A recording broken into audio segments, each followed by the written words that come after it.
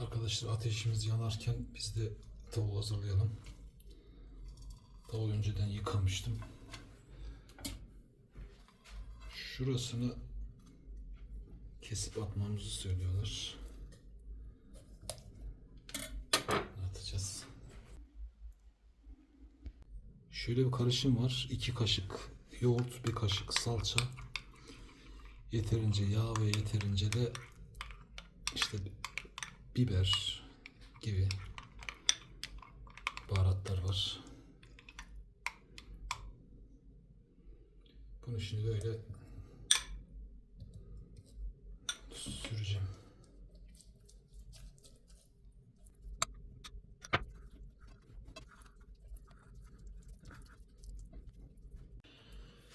Karışımı sürdüm ama tuz az olur diye biraz daha tuz serpiyorum.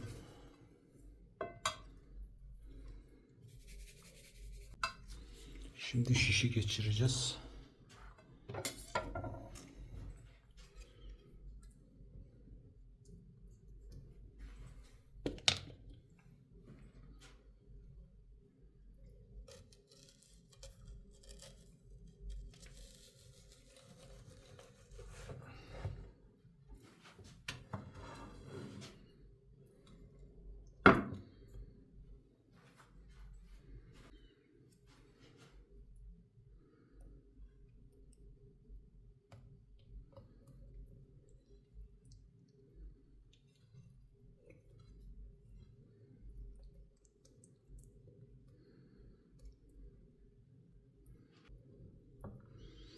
Şimdi esas sorun bunun dönmemesini sağlamak.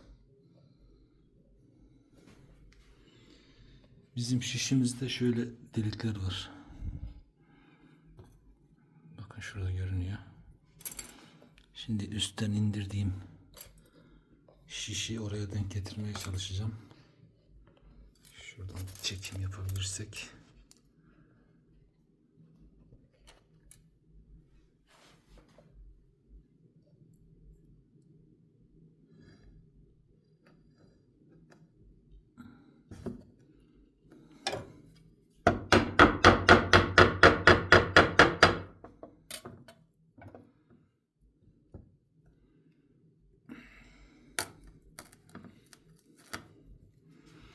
Oldu ama yeterli olmayacaktır. Bir tane de üstten denk getirmeye çalışalım.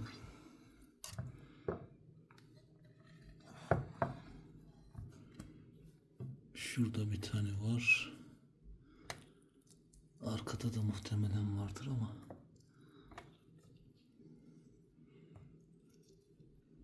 Biz şöyle deriyi toplattırıp 2 kat yapıp buradakinden geçirelim.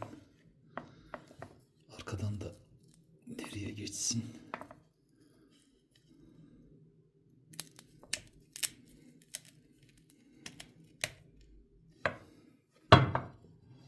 Evet, şimdilik tamam.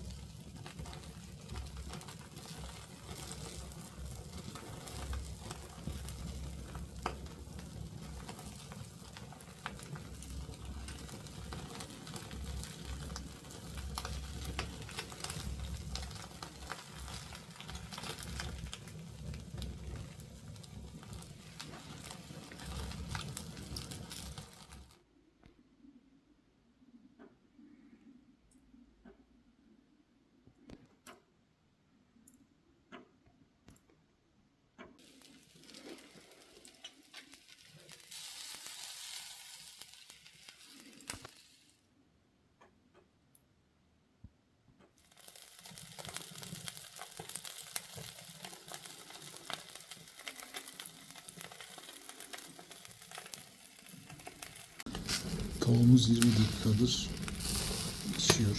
Ateşimiz biraz şiddetli. Şimdi arkadaşlar tavuk yandı gibi görünüyor da bu şey tabakası. Bakın altına beyaz. Yoğurt tabakası. Bu yoğurt tabakası bir bakıma da tavuğu korumuş oluyor yani. En sonunda bu yanık kısmını sıyırıp atacağız. İçini yiyeceğiz inşallah. 20 dakika oldu. Bakalım yarım saat veya 45 dakikada pişecek gibi görünüyor.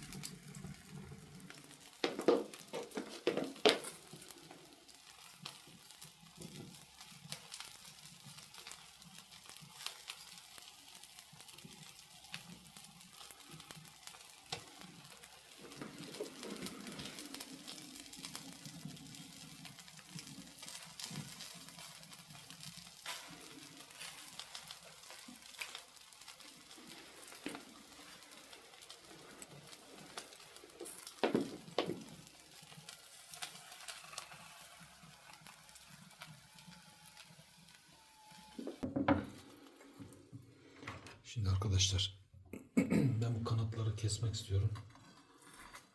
Çünkü kanatların arkası pişmiyor gibi.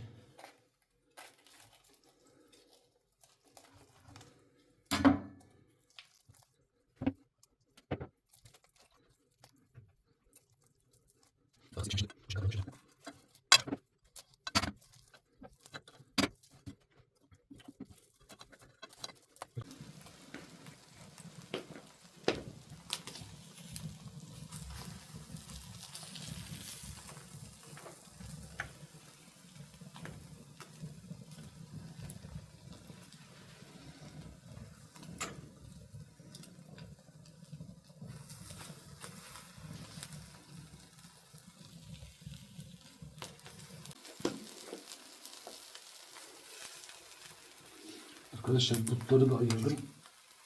Çünkü butlarım da hiç pişmiyordu. Böyle korunun üzerinde pişiriyorum. Şu an aslında butlar pişti de tavuğun şu ateş değmeyen yerleri iyice kızarsın. Sonra pişirme işini bitireceğim. Buralar pişmiş.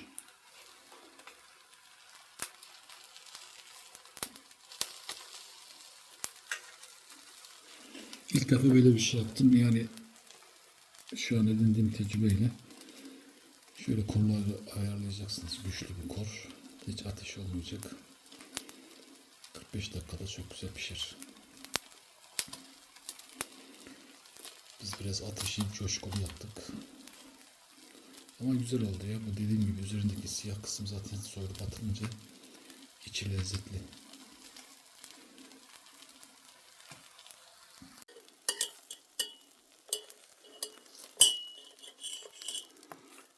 Ne kadar iyi piştiğini görüyorsunuz.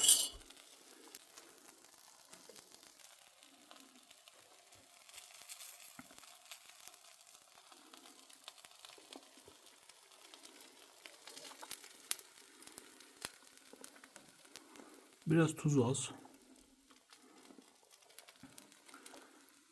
Şu korlar bitene kadar tavukta dursun. Sonra hepsini birden götüreceğim.